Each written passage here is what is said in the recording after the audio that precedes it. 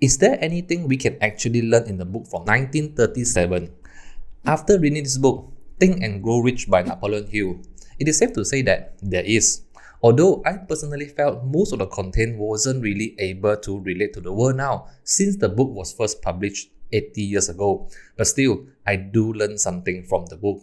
Now, I must say that don't be fooled by the title of this book because there's no practical and step-by-step guide to get rich. It is more of a philosophy or self-improvement book, in my opinion, that teach you how to improve yourself in the journey of getting rich. So I'm going to share you my personal key takeaways from this book so that you can then decide for yourself whether or not to pick up this book and read it. Number 1, desire. Author emphasized that desire is the first step of getting rich, or I would say towards success. To be honest, I agree with this. A lot of time, we don't really have the strong desire to attain something. We think of, we want to earn more money. We will make it happen someday. But exactly how much? What is the exact figure? Merely thinking about, I want plenty of money is not enough.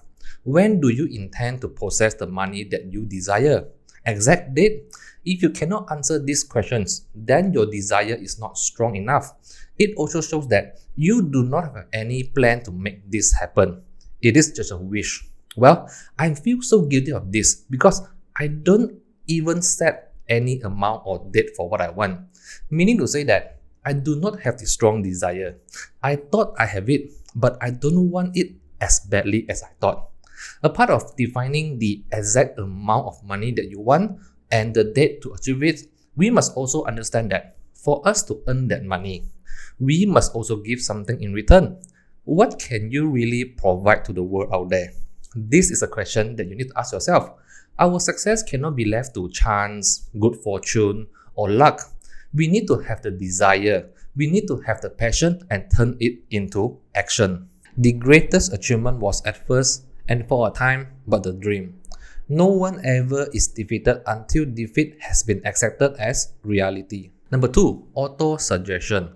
The word auto-suggestion describes the act of consistently telling yourself that you can succeed by envisioning yourself succeeding.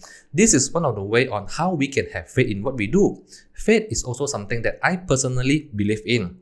Let's say, when we start working on something, you want to build a business or build a YouTube channel like myself. If you keep on telling yourself, this is hard, I can't really do it, I'm not good enough to succeed, then you are more likely to fail. It is like you write on a piece of paper, I want to build a successful YouTube channel. You read it out, but merely reading without much emotion, nothing good will actually happen. You need to mix your emotion in it. Just like you need to tell yourself, keep going. You are one step away from your success. It is not hard to do. Although this will not guarantee you success, but this will definitely increase the chance of you succeeding. My personal story. Recently, I've been trying to wake up early in the morning at 6 a.m. to allow myself more time to meditate, read, and reflect myself before I head out to work. Well, for you, it might be normal to wake up early in the morning, but for me, it's a no-no. So, in the first few days, I find it very tough and difficult to do. Then I realized I keep on telling myself and feeding my mind that I'm tired, so I'm tired. Nowadays, when the alarm rings, I wake up and I keep on feeding my mind that I'm not actually that tired. I can do it. And yeah, to be very honest with you, since then, I do not have any problem waking up at 6 a.m. and moving towards my next target of 5:30 a.m. So, it is really what you keep feeding your mind that matters. Number 3, persistence. Large fire produces large amount of heat. Strong desire will likely give you greater results. Be able to consistently do it. Be persistent no matter how slowly you progress. Get up where you fall and keep moving forward. Now, this is definitely easier said than done. Many people quit when they encounter their first defeat or when they see slow results in the beginning. People want overnight success. They want an exact guide to be successful, which sadly doesn't exist. If there is, everyone should be succeeding by now. Now, you may think that persistence is not a new word.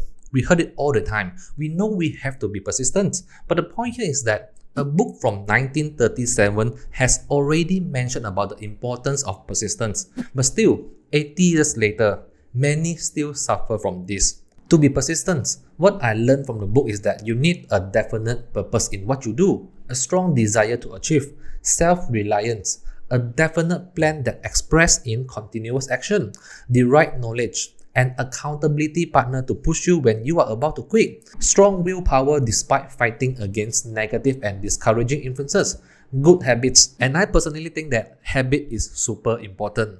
We are always one step away from our success, which I personally believe. So when we stop once we face failure, then we will never reach that one step to success. Number 4, fear. I've talked about fear in a few of my previous videos, which I always found it interesting that we are constantly fighting the imaginary enemy that doesn't exist. After seeing the author talk about fear, I guess I have to emphasize this again. Indifference, indecision, doubt, and worry. We are afraid to be different. We are afraid to make decisions, having doubts in everything, worry about something that we shouldn't be worrying today. Pretty common. We might knew it, but we still suffer from it. We need to switch our thinking. Instead of looking into the negative side of every circumstance, talk and think about the success ahead. Concentrate upon the means of succeeding. Well, this might sound a bit woo-woo, but this is exactly what we need to do. Why fighting something that don't even exist? Kill the habit of worry. Focus what is in front of you, face it and solve it. Fear and worry will not bring you anywhere good. Number 5, decision. Now, this hit my heart when I read the chapter about decision. Often, we wasn't able to make a decision, let alone making quick decision, as this is a very much needed skill nowadays. Things are changing so quick and it is not easy for us to keep up. Or at least, to be very honest, I am definitely lacking and fallen behind. A lot of time is really due to my ability to reach to a decision quickly. And with this, I miss a lot of opportunities in life, procrastinate and leaving the decision making to tomorrow. This is a common enemy that we all must conquer. Sometimes, we are just not stressing our brain and mind hard enough to think and reach to a decision. Well, I'm not saying that we need to stress ourselves crazily, but sometimes our effort in thinking is just not enough. We feel that we work and think very hard. But when we look at the early days of many successful people, we are actually not working and thinking hard enough. Sometimes, we just do not have the information that we need. So, if you need more facts and information to make a decision, just go and ask the people around you. Quietly acquire the information you need without disclosing your purpose. Tell the world what you intend to do, but first show it. Number 6, knowledge. Nowadays, I read a lot of books in search for more knowledge to improve myself, but after reading this sentence from the book, it does hit me hard again. The sentence goes like, knowledge will not attract money. Knowledge is only potential power. It becomes power only when and if it is organized into definite plans of action and directed towards a definite end. Knowledge is only potential power, and this is so true because I find myself falling into this, always looking and reading the next book, one after another, but very little that I truly implement into my life. Although I cannot implement all, but still, far too little were implemented. Reading all the useful tips and knowledge from books, a lot of eye-opening content, but I did not turn the potential power into true power. You can read 1,000 books, but it means nothing if you merely read but not doing anything to make the change in you. Same old you after 1,000 books is meaningless. It is not to say that I did not grow, but could be better to be honest. And I have to keep on remind myself that turn your knowledge into power, not keeping as potential power. Alright, these are my personal key takeaways from the book. A book from 1937 that many of the content seems to be outdated and not relatable to the current world. But still, there will always be something to learn from any book. And I mean it, even if you have only one key takeaway after reading a full 300 pages book, then the book is still helping and guiding you to be better. Well, that's it for this video. I hope you learned something from this video, as this video is made based on a 80-year-old book. You decide for yourself whether or not to pick up the book and read it. Hit the like button if you think this video is helpful, share it to the people around you, and subscribe if you haven't already. I will see you in the next video. Bye bye.